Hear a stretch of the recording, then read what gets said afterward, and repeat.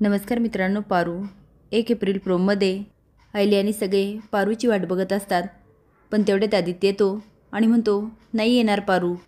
आयल्या म्हणते, नाही येणार म्हणजे? प्रीतम म्हणतो, हो आई, आम्ही तिला खूप चल म्हटलं पण तिने स्पष्ट नकार दिला.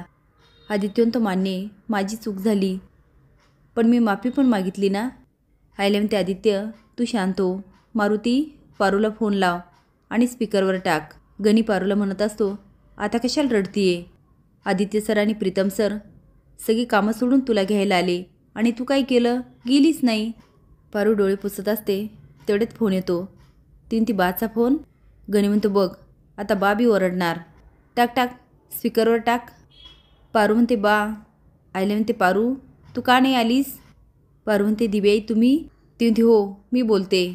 इकडे ईशाची खूप तडफड चालू असते, कारण ती जो पण प्लॅन करते ती आयल्या फ्लॉप करते. ती चिडू म्हणते, हे आयल्याचं काय करू मी? आयल्या बोलते, पण पारू काहीच बोलत नाही. ती म्हणते, पारू मी तुझ्याशी बोलते, तू आत्ताच्या आत्ता निघून यायचं, हा माझा आदेश आहे. पण पारू त्वऱ्यात आणि रागात म्हणते, नाही दिवी आई, मी तिकडं कधीच नाही येणार. पारूच्या बोलण्याने सगळे शॉक होतात. मारुती म्हणतो, तू कोणासोबत बोलते? तुला भान आहे का? आता अजून कुणी आग्रह करू नये म्हणून पारू म्हणते, बा तुझ्यासारखं चाकरी करत मला माझं आयुष्य घालवायचं नाही. आता तर मारुती हादरतो आणि तो म्हणतो, पारू काय बोलतेस तू?